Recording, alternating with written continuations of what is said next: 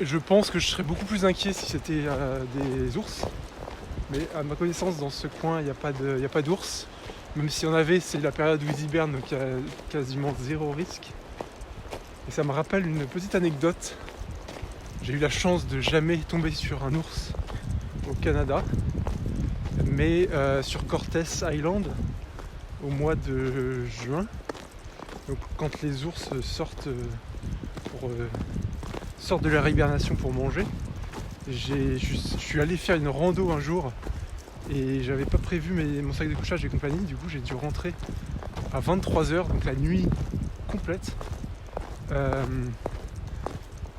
Et à 23h, quand tu t'es dans, et en plus c'est le coin où il y avait des ours, où des ours avaient été vus, enfin au moins un ou deux je crois, je sais plus, avaient été vus dans ce coin là, dans ce secteur là, à côté de là où j'habitais, dans la ferme, donc c'était vraiment au milieu de nulle part.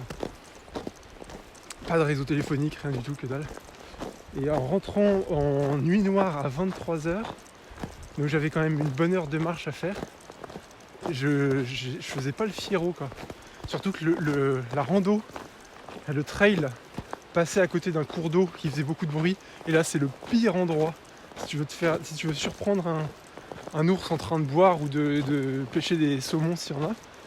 Faut vraiment faire du bruit à côté du cours d'eau parce que s'il t'entend pas et qu'il est surpris, c'est là qu'en fait il y a le plus gros risque, c'est qu'il soit pris par surprise. Si tu fais du bruit et qu'il n'y a pas d'autre bruit alentour pour cacher ta voix, il va te reconnaître, il va partir. Ils viennent pas, surtout les ours noirs, ils viennent pas attaquer comme ça les humains. En général, hein, il y a des exceptions, machin, etc. En fonction des conditions. Mais bon, bref, je suis rentré comme ça. Je peux te dire que je gueulais dans la forêt pour que les ours m'entendent. C'était bien marrant. Enfin, c'était pas marrant, mais c'est marrant à raconter maintenant.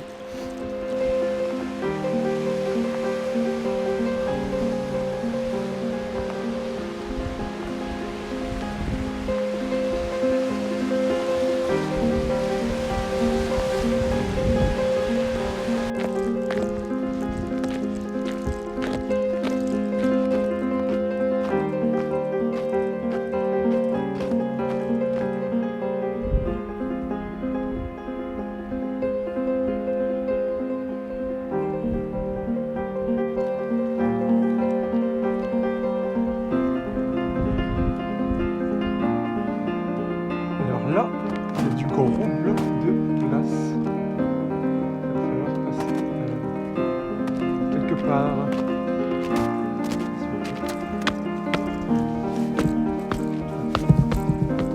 Stop ça.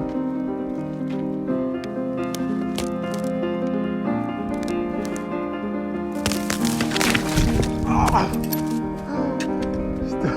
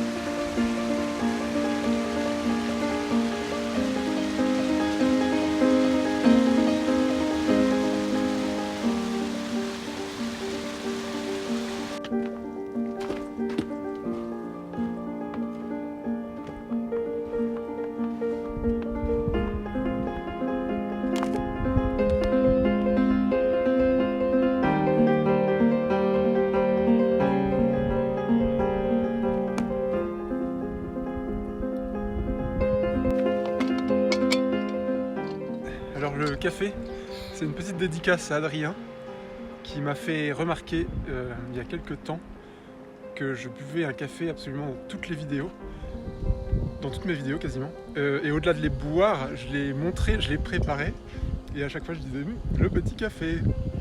D'ailleurs je peux pas m'empêcher de rajouter le petit apparemment aussi devant toutes mes randonnées ou mes petits cafés. Ça c'est Valentine qui me le fait remarquer.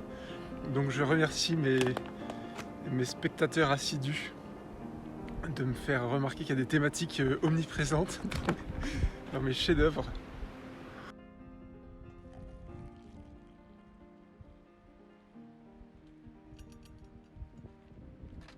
Ça fait du bien après une randonnée. Ça c'est vraiment le goût de la randonnée quoi. Un café un peu de moyenne qualité dans un mug, mon mug Darabin en plastique.